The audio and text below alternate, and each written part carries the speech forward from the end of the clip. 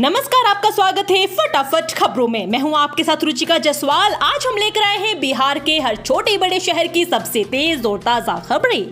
तो चैनल को सब्सक्राइब कीजिए और वीडियो कहां से देख रहे हैं कमेंट बॉक्स में जरूर बताएं।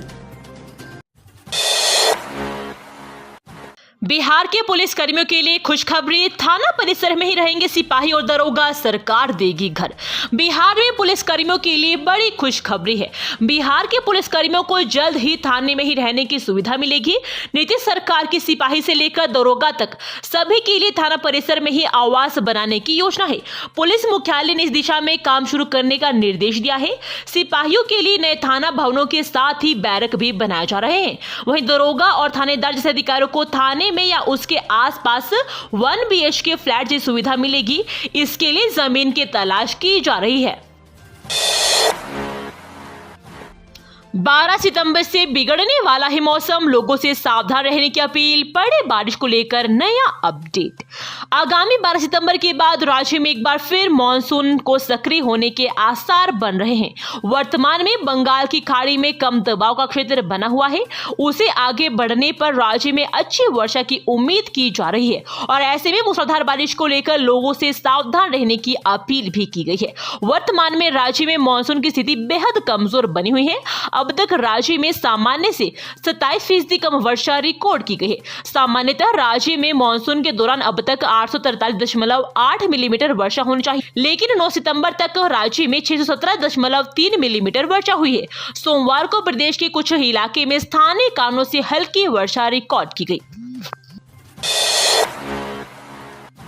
सम्राट चौधरी ने मां की पुण्यतिथि पर की विकास योजनाओं की समीक्षा। लालू प्रसाद और तेजस्वी यादव पर कसा तंज।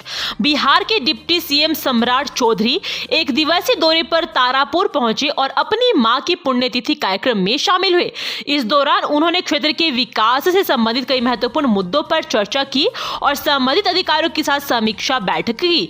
इस दौरान भाजपा नेता सम्राट चौधरी ने तारापुर बाईपास के निर्माण, बांका जिले के तांत्रिक पीठ तिलडीहा को पर्यटन स्थल के रूप में विकसित करने, तारापुर में एक स्टेडियम के निर्माण और कॉलेज के विकास जैसे बिंदुओं पर जल्द कार्य शुरू करने का आश्वासन दिया। उन्होंने क्षेत्र का दौरा करने के बाद अनुमंडल सभागार में जिलाधिकारी और अन्य विभागीय अधिकारियों के साथ विकास कार्यों की समीक्षा की और आवश्यक दिशा निर्देश दिए।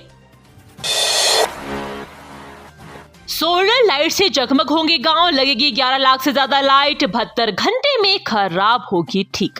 बिहार के गांव अब सोलर लाइट से जगमगाएंगे। मुख्यमंत्री सोलर स्ट्रीट लाइट योजना के तहत राज्य के हर वार्ड में सोलर स्ट्रीट लाइट लगाई जाएगी।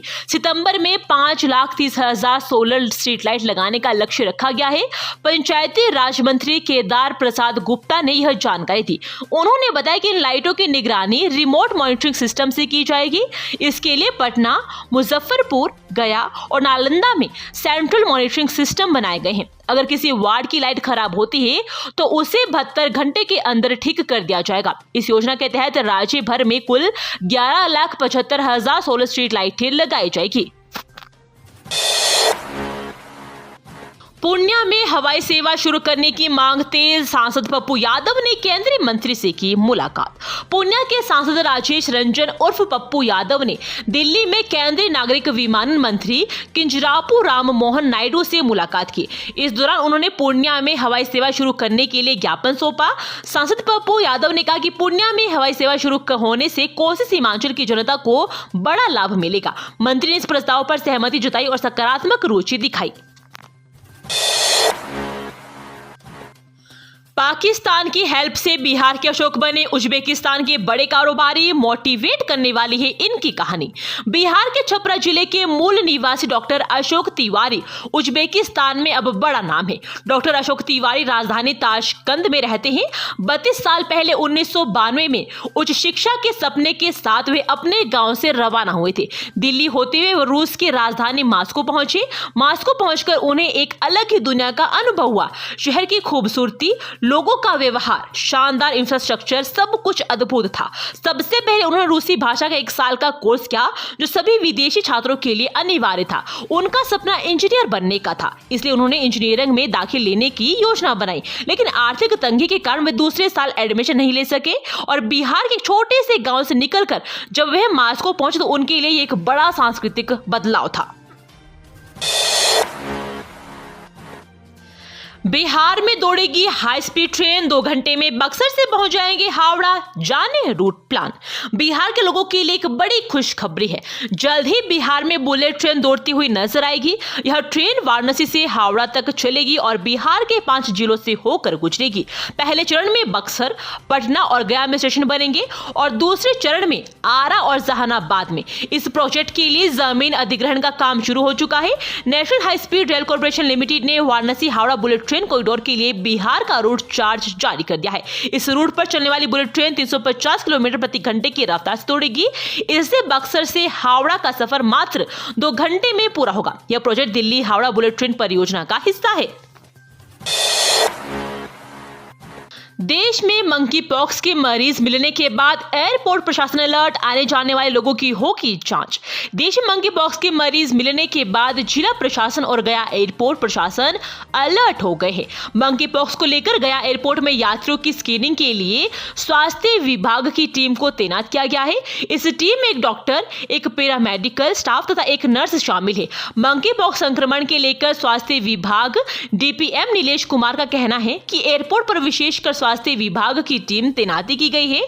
गया एयरपोर्ट पर हेल्थ शिविर लगाया गया है। विश्व स्वास्थ्य संगठन ने मंकी पॉक्स को पब्लिक हेल्थ इमरजेंसी बताया है। इसके मद्देनजर गया एयरपोर्ट पर आने वाले यात्रियों की जरूरी जांच की जाएगी। मंकी पॉक्स को लेकर सिविल सर्जन ने भारतीय विमानपत्तन प्राधिकरण के निदेशक को आवश्यक दिशा निर्देश का अनुपालन करने के संबंध में कहा गया है। तेजस्वी ने कर्पूरी ठाकुर की कर्मभूमि से शुरू की आभार यात्रा। 8 दिन की यात्रा का स्केड्यूल देखिए।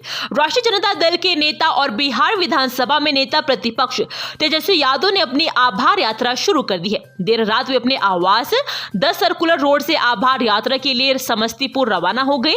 तेजस्वी यादव भारत रत्न कर्पूरी ठाकुर की जन्मस्थली और कर्मभूमि समस्तीपुर से अपनी यात्रा की शुरुआत कर रहे हैं। इस दौरान वे राज्य भर में घूमकर कार्यकर्ताओं से मुलाकात करेंगे और संगठन को मजबूत बनाने पर चर्चा भी करेंगे। यात्रा शुरू करने से पहले तेजस्वी ने मीडिया से बातचीत की और बिहार और केंद्र सरकार पर जमकर निशाना साधा।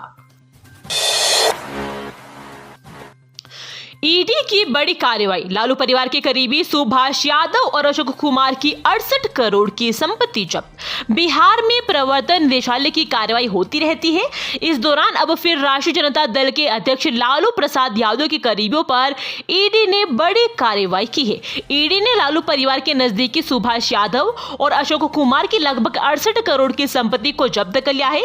ईडी के अनुसार सुभाष यादव पहले से बालू तस्करी और अवैध कमाई के आरोप में जेल में बंद है। बालू के अवैध कारोबार में लिप्त ब्रांड्स कंपनी से जुड़े सुभाष यादव और अशोक कुमार की करोड़ों की संपत्ति जब्त की गई है। प्रवर्तन निदेशालय ने देहरादून, उत्तर प्रदेश के गाजियाबाद और पटना में सुभाष यादव और अशोक कुमार की 5 संपत्तियों को जब्त किया है। साइबर ठगी से बचने के उपाय, व्हाट्सएप पर आए अरेस्ट वारंट, तत्काल हेल्प डेस्क नंबर 1930 पर करें कॉल। साइबर अपराधी ठगी के हर रोज नए नए तरीके अपना रही है। अपराधी नए नए तरीके से लोगों को लूट भी रहे हैं, कभी सीबीआई अफसर बनकर तो कभी पुलिस वाले बनकर लोगों को धमका रहे हैं। फर्जी गिरफ्तारी वारंट भेजकर लोगों से लाखों रुपए ऐंठ रहे हैं। हालांकि पुलिस लोगों को साइबर अपराध से बचने के लिए समय समय पर जानकारी देती रहती है, लेकिन इसके बावजूद लोग साइबर अपराधियों के जाल में फंस ही जाते हैं। साइबर अपराध पर लगाम लगाने के लिए सरकार ने 9 जून 2023 को जमुई जिला मुख्यालय में साइबर थाना शुरू किया था। ये थी आज की फटाफट खबरें। हम मिलेंगे अगले बुलेटिन में, तब तक के लिए धन्यवाद। जय हिंद।